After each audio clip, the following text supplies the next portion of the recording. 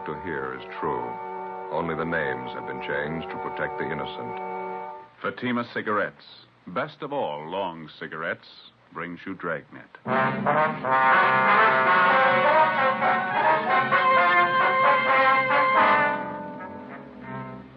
You're a detective sergeant. You're assigned to homicide detail.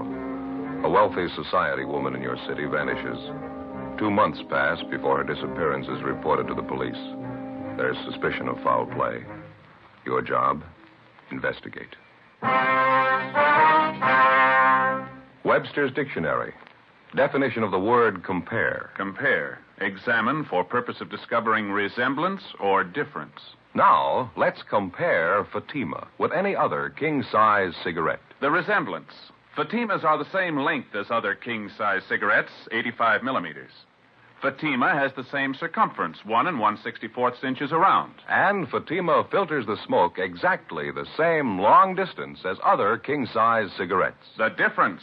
In Fatima, the difference is quality. You see, Fatima contains the finest domestic and Turkish tobaccos superbly blended to make Fatima extra mild. You get all the advantages of extra length plus Fatima quality, which no other king-size cigarette has. So compare Fatima yourself. Your first puff will tell you...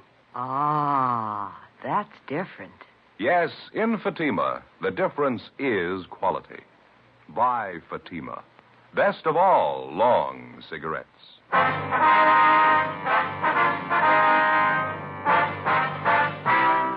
Dragnet, the documented drama of an actual crime. For the next 30 minutes, in cooperation with the Los Angeles Police Department, you will travel step by step on the side of the law through an actual case transcribed from official police files. From beginning to end, from crime to punishment, Dragnet is the story of your police force in action. It was Monday, February 8th. It was foggy in Los Angeles. We were working the day watch out of homicide detail. My partner's Ben Romero. The boss is Thad Brown, chief of detectives. My name's Friday. We were on the way out from the office, and it was 11:23 a.m. when we got to the 9th floor of the medical dental building, room 912. Dr. Marston? Yes, what is it? Police officers, doctor. Like to talk to you. Oh, yes. I'm sorry. Daydreaming, I guess. I didn't hear you come in. Well, my name's Friday, doctor. This is my partner, Sergeant Romero. How do you, doctor? How do you do, gentlemen? How do you, sir? It's about the missing persons report on your wife. You filed it yesterday. Yes, that's right, Sergeant. Certainly glad you came. Like to have this whole thing straightened out as quickly as possible. I want my wife back with me. Well, we'll do everything we can, doctor. There's a few things we'd like to have you straighten out for us, if you will. I thought I made it pretty clear in that report I filed yesterday. What is it you have a question about? I've got a copy of the report right here. Says your wife disappeared December 9th. That's a little over 2 months ago, Doctor. Yes, that's correct. December 9th, Sunday night. We were out having dinner, and we had a little argument, and Louise left. I didn't hear from her until the following Friday. That's when she wrote me the first letter. It was from New York. Well, weren't you a little alarmed to find out your wife had left you and gone east? Well, I wasn't too happy about it, but we'd had a few arguments before. Always figured it did both of us good if Louise got away for a little while. No, I wasn't particularly worried. She has friends in New York. Would you care for a cigarette? Not right now, thank you, doctor. Yeah? I've got a light for you. Thank you. I understand your wife didn't stay with her friends this trip, Doctor. No, apparently she didn't. However, I wasn't too concerned. She wrote me letters twice a week, and then she wrote Stanley. That's our son. He's in military school. Louise wrote to him regularly, too. Mm-hmm. And the last letter you got from your wife was about 2 weeks ago. Yes, sir, exactly 2 weeks ago. Had the same postmark on it, New York. Well, have you any idea at all where she was staying back there? That's a strange part of it, Sergeant. Louise didn't put a return address on any of the letters. I inquired of some of our friends back there, but none of them had seen her. Well, I suppose she was staying at a hotel. I don't know which one, though. Well, about those letters, Doctor, now you're sure that they're in your wife's handwriting. You don't think they could be forgeries, do you? It's possible, but I don't think so, Sergeant. I know my wife's handwriting. Do you have all the letters with you, sir? Yes, I'll have my secretary get them before you leave. She's out to lunch now. Right. Oh, excuse me, please. Right ahead. Yes, Dr. Marston. For Miss Taylor. Oh, yes, I'm glad you reminded me. Thank you. I'm sorry, officers. There's a denture I have to have ready for one of my patients by this afternoon. Would you mind if I go ahead and work on it while we talk here? No, it's perfectly all right, Doctor. You go right ahead. Would you mind stepping in the lab back here? All right, fine. Go ahead, man. sorry to interrupt everything like this. I do have to have this denture ready, though. We understand, Sheriff. Doctor, you say the night your wife Louise disappeared, the two of you had an argument? Yes, that's correct. Mm-hmm. We were having dinner out at our country club, and I guess Louise had too many cocktails.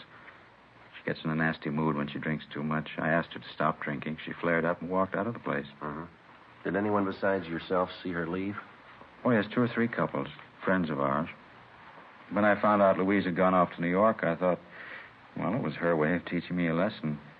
I wasn't too disturbed about it until the letters stopped coming. Well, how about your son, Stanley? Do you know if he's still getting the letters from his mother? No, he's not. I telephoned him up at his school. He stopped getting letters about the same time I did. Let's see, where did I put that casting ring? Oh, yes, here we are.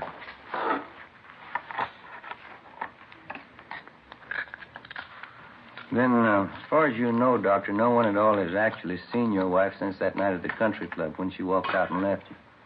Mm-hmm, that's correct.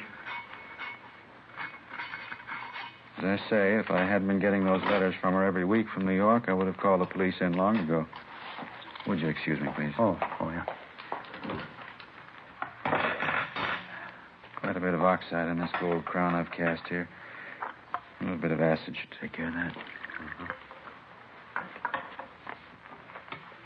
Well, what's your theory on all this, Doctor? Your wife leaves suddenly and she goes to New York. She corresponds with you and your son, and then her letters stop coming. What do you think might have happened? Well, frankly, Sergeant, the whole thing's a terrible family mix-up. Get this crown here out of the acid.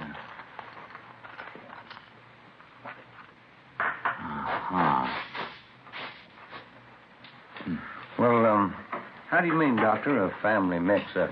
Well, just that. There's only one reason for Louise disappearing the way she has. Money. Money and that stepfather of hers.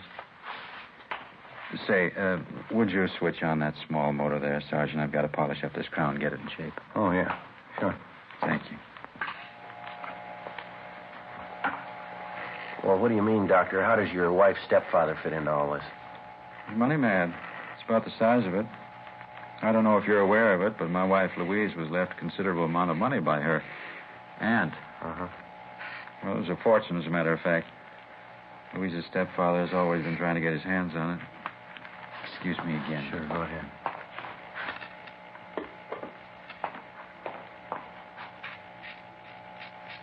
Well, and you think your wife's stepfather is responsible for her disappearance, is that right? Oh, I'm not making any direct accusations, Sergeant. But 2 days ago, or 2 days before Louise disappeared, I had $80,000 in bonds signed over to her. Checked around since she's been gone. Haven't been able to locate the bonds anywhere. You think she had the bonds with her when she left? Guess I'm sure of it. Pardon me just a moment. Yes, go ahead. Uh-huh. That's a fine cast with sharp margins on it. Well, now, the $80,000 worth of bonds, Doctor, do you have any way of proving that you gave those to your wife? Oh, certainly. I have my wife's signed receipt for them. You're welcome to check it over if you like. Mm-hmm. Just how do you think your wife's stepfather figures in there? Is there any indication he might have made a move to get the bonds? Enough to satisfy me, yes. My secretary told me about it. Lenore Dexter, that's the girl in the reception room. Oh, well, huh? The night after my wife left me at the country club, that'd be December 10th, Miss Dexter was at the airport waiting for a friend to arrive on a plane. While she was waiting, she saw my wife and her stepfather cross through the waiting room and go out toward the main gate. Mm-hmm. Your secretary's sure it was really your wife and her stepfather. Well, that's what she told me. You're certainly welcome to talk to her yourself if you like. Yes, and well. Now, besides the bonds, do you know of anything else of value that your wife had with her when she left? No, I don't think so. She had her fur coat on, of course. It's expensive. She was wearing a diamond ring, anniversary gift from me, large solitaire, worth quite a bit of money. You can get the description from the jeweler. I'll give you his name. All right, Doctor.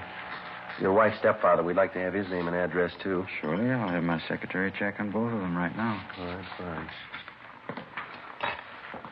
Sergeant, you've got to find Louise. I've got to have her back with me. Well, we'll do everything we can, Doctor. We promise you that.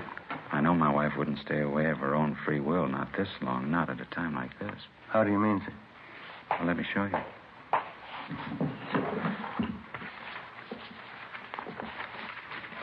Here it is. This is the final drawing the architect made for us. What do you think of it? Oh, it's very nice. Yeah, it certainly is. It's got to be our own building. 12 stories, finest in the city. Uh-huh. Robert A. Marston Building for professional men. Louise and I have looked forward to it for a long time. I understand. We settled on the final plans a week before she disappeared. Contractors will start construction in a few weeks now. There's supposed to be a great day in our lives. Laying the cornerstone. Yes, sir, I understand. Great day. Robert A. Marston Building. It's a funny thing, isn't it, officers? How's that? Nothing's very great unless there's somebody to share it with. Before we left the office of Dr. Robert Marston, we talked with his secretary, Miss Lenore Dexter. She confirmed the doctor's statement that on the night after Louise Marston had disappeared from the country club, she had seen both Mrs. Marston and her stepfather at the city's international airport. She said she did not follow them. She had no idea of their destination. Dr. Marston gave us the letters his wife had written him during her absence and also his wife's signed receipt for the $80,000 worth of bonds. Each of the letters was postmarked New York, and the dates on them ranged from December 15th to March 24th. Well, Ben and I drove back to the office and put in a call to the home of the missing woman's stepfather, a Mr. William House. Then we went down the hall to the office of Don Meyer, our handwriting expert. We gave him the letters, which supposedly had been written by Mrs. Marston from New York, along with a signed receipt for the bonds and various other exemplars of her handwriting, which we had obtained from her bank. 2:50 p.m. The missing woman's stepfather, William House, arrived at the office. He was a tall, graying man, dignified, well-dressed. It's about time the police started looking into this thing. How long does a person have to be missing before there's an investigation? The missing report was only filed yesterday, Mr. House. If you knew your stepdaughter was gone, why didn't you report it? I've had private detectives working on this for a month. Had them checking everything about the case. How much luck have they had? Frankly, not much. But I still got them working on it. Well, getting back to what we have on hand, Mr. House, how about this statement of Dr. Marston's secretary? She says she saw you with Mrs. Marston at the international airport the night after she disappeared. It's a lie. I haven't been near that airport in 6 months. It's a lie, and I can prove it. I don't know what Marston's up to, but he isn't going to get away with it. What do you mean by that, sir? I think he's murdered Louise. I think he killed her and buried her somewhere. That's my honest opinion. You sound sure of it. I am sure of it. I knew Marston for what he was the day I met him. He's a fortune hunter, pure and simple. He's after Louise's money, and nothing's going to stop him. Nothing has stopped him. Well, I was under the impression that Dr. Marston was wealthy before he married your stepdaughter. Isn't that right, sir? Certainly not. He was just another poor dentist with a lot of big ideas. All this talk about putting up a building, naming it after himself. Why, Louise fought him on that constantly. He's some kind of crazy egotist. And what about the $80,000 in bonds he says he signed over to Mrs. Marston? If he told you that, he's a bigger liar than I thought. Well, he gave us a receipt for the bonds. It was signed by his wife. Can you account for that? Frankly, no. Either he got her signature on it by some kind of trick, or he forged it. I'm sure he never had that much money. Those bonds belong to Louise. And what about the letters Dr. Marston got from his wife? You think they were forged, too? I'm positive they were. Don't you see, officer? It's the perfect cover-up for him. Well, one way or the other, it's not going to take us long to find out the truth. Our handwriting man's checking over the letters and the bond receipt now. Can you fill us in at all on Dr. Marston's background, Mr. House? Only since he's been connected with the family, since he married Louise. Say, would you give me a cigarette, please? I went off and left mine at home. Oh, sure. Here you are. Thank you. Thank you. I can't tell you how I feel about it, officer. I'm afraid of that man. I'm deathly afraid of him. I know he's done something terrible to Louise. Well, how can you be so sure of it, Mr. House? You must have some basis for your opinion. I just know, that's all, Sergeant. If Louise had just disappeared and there wasn't any question of money involved, I wouldn't be so anxious about it. But $80,000 worth of bonds, that'd be enough to tempt Marston to murder his own mother. You don't know him like I do. Well, what do you know about him, sir? There must be something concrete. I can tell you this much, officer. Marston's a man who is capable of murder. Now, I'm a sensible man. I don't walk up and down the street looking for murderers. But I know when we've got one in the family. That much you've got to believe. You will believe it. Well, sir, excuse me just a minute. I'll get that. Homicide, Friday. Yeah, Don. Is that right? All of them? Right. Thank you, Don. Well, that was our handwriting man, Mr. House. Yes? He just finished checking the writing in those letters and on the receipt for the bonds. What'd he say? Forgeries? No, sir. They're genuine. Every one of them. As soon as William House left the office, Ben and I began an immediate check of his whereabouts the night after his stepdaughter, Louise Marston, had disappeared. We talked to his friends and associates, members of the staff at the club where he lived. We found a dozen people who backed up House's claim that he was nowhere in the vicinity of the airport the night after Mrs. Marston dropped from sight. We went back and talked with Dr. Marston's secretary, Lenore Dexter. She still insisted that she had actually seen House at the airport with the missing woman. Dr. Marston and the stepfather continued to accuse each other of murder. At our request, repeated efforts were made by the New York police to locate Mrs. Marston. No luck. We checked and rechecked with the maid at the home of the missing woman. All she could tell us was that Louise Marston never returned home after leaving the country club, and also that she'd been wearing a fur coat and an expensive diamond solitaire ring. A week passed, and then 2 weeks. We stayed on it, but there wasn't much progress. The case of Louise Marston came to a virtual standstill Wednesday, February 24th. Hi, Joe. Morning. Anything new? Yeah, I think we got a break. The Marston case. Oh, what do you got? Maid out of Dr. Marston's home. She called first thing this morning. Said Dr. Marston had a little dinner party out there last night. What about it? One of the people there was Marston's secretary, that Lenore Dexter. Oh, yeah. She was wearing a large diamond ring. Yeah? Maid got a good look at the ring. Mm-hmm. Says it's the same one Mrs. Marston was wearing the night she disappeared.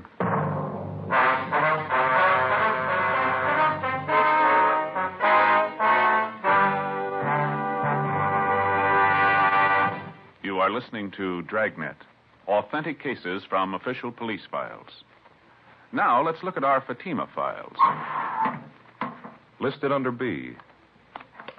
Borden, Mrs. Clay Borden of Palm Springs in San Francisco. She says, Pleasing, distinctive, and really extra mild. That's the way I'd describe Fatima. It's definitely the best long cigarette. friends, more smokers now insist on Fatima than ever before. Because in Fatima, the difference is quality. Quality of tobaccos. The finest domestic and Turkish varieties, extra mild, superbly blended, to give you a much different, much better flavor and aroma. Quality of manufacture. Smooth, round, perfect cigarettes. Rolled in the finest paper money can buy. Manufactured in the newest and most modern of all cigarette factories. Quality, even to the appearance of the bright, clean gold and yellow package. Remember, Fatima gives you all the advantages of extra length, plus Fatima quality, which no other king-size cigarette has. So if you smoke a king-size cigarette, compare Fatima. You'll find they now cost the same. But your first puff will tell you, Ah, that's different. yes, in Fatima, the difference is quality.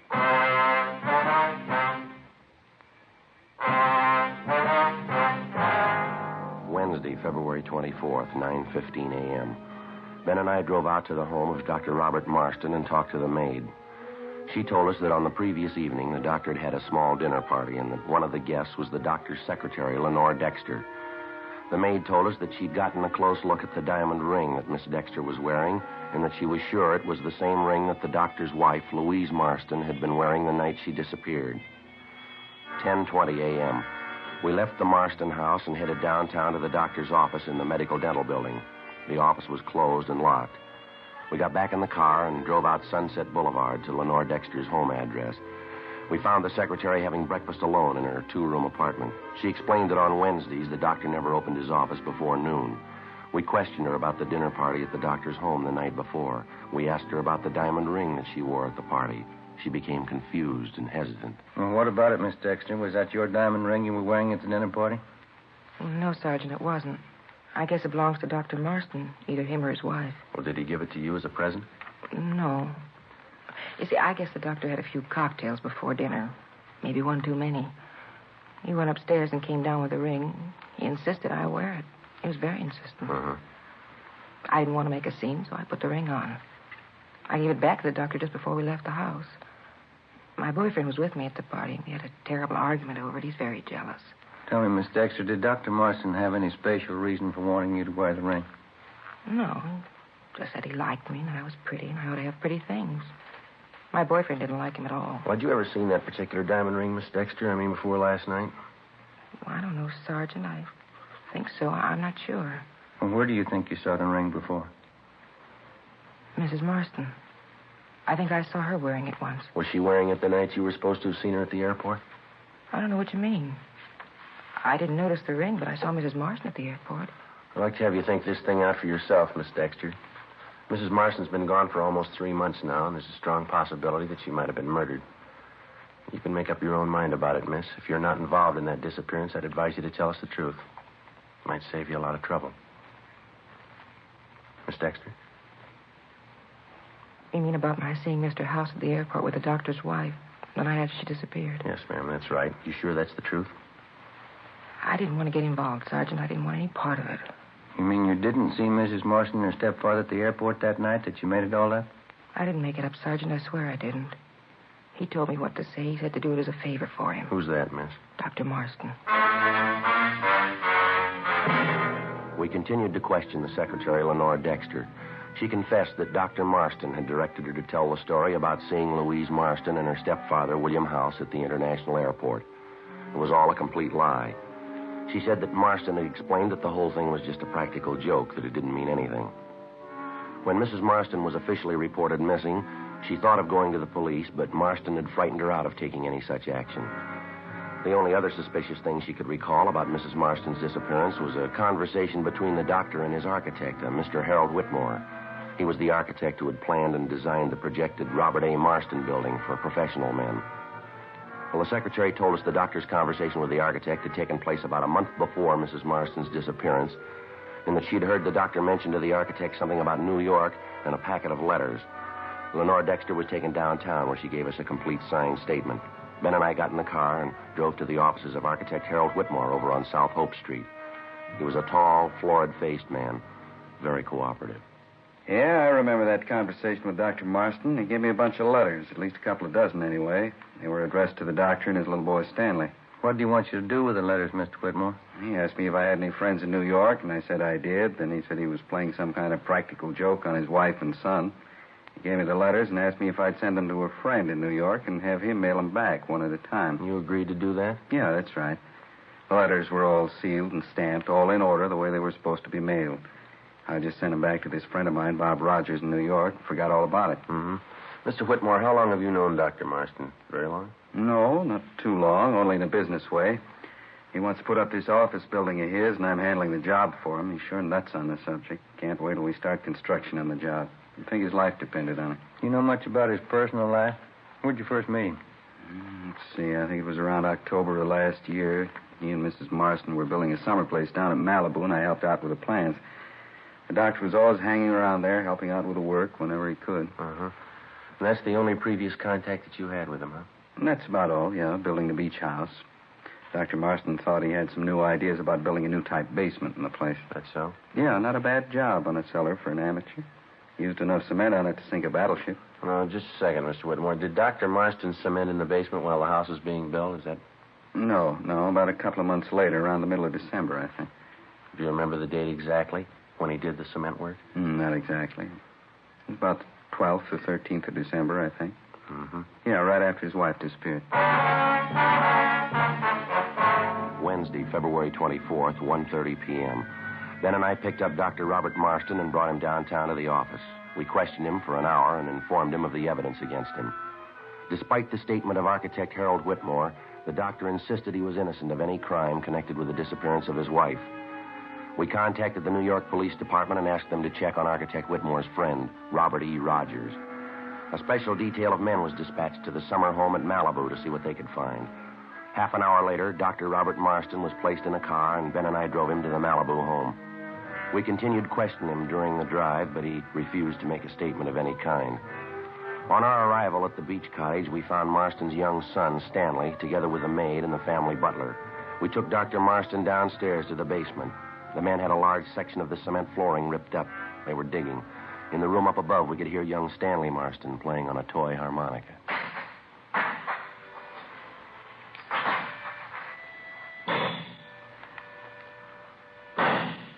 I'd like to know something, Sergeant, just for my information. Yes, sir? Why do you think I'd kill my wife? Why do you think I'd do such a thing? We're not sure yet if you did kill her. And why do you have these men doing this? Digging up the whole basement. Why do you think I killed her?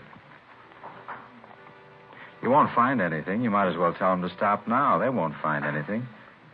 I explained everything to you. Why can't you take my word for it? Well, you still haven't explained about those letters, why you had them sent to New York, why you had them mailed back here one at a time. Got nothing to do with it. Why can't you believe me? Your wife didn't disappear without a reason, Doctor, and we'd like to know what the reason is. I told you a dozen times over. You know what happened. We were at the country club, Louise and I. She was drinking a lot. I told her to lay off. We had an argument. She walked out, that's all. She walked out. I didn't see her anymore. Yes, sir. We'll have it all worked out. Don't worry about it. Why can't that maid look after the boy up there? Making all that noise. Why can't you take him out somewhere down to the beach? Romero? Yeah? I'll see you a minute. Oh, yeah, right.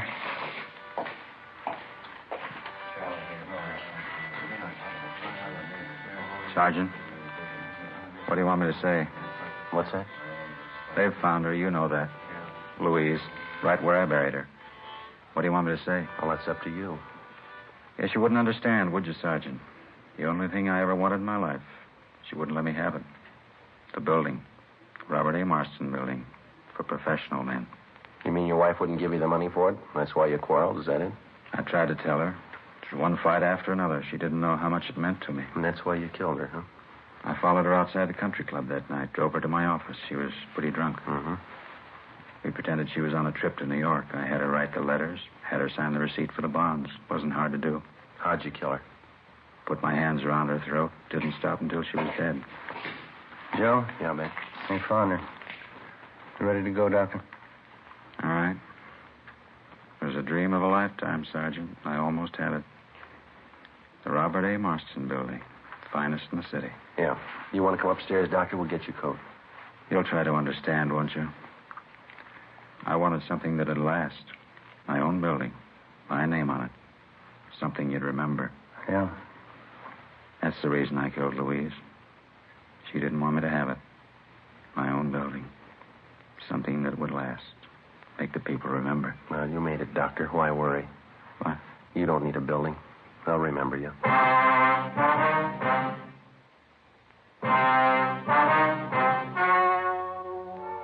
The story you have just heard was true.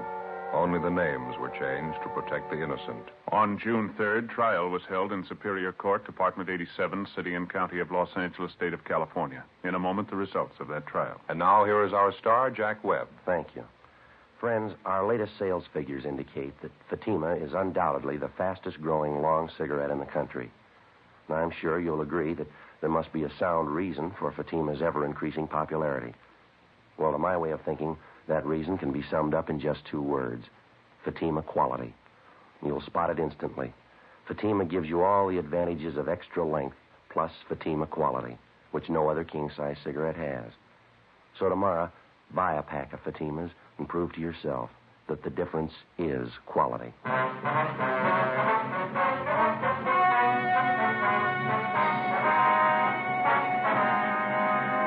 Robert Alexander Marston was charged with murder in the first degree. 10 days after his trial opened in Superior Court, the suspect took his own life in his jail cell by hanging.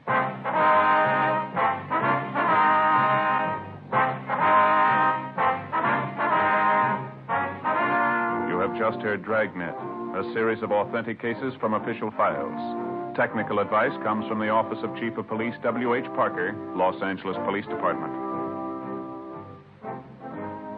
Fatima Cigarettes, best of all long cigarettes, has brought you Dragnet, transcribed from Los Angeles.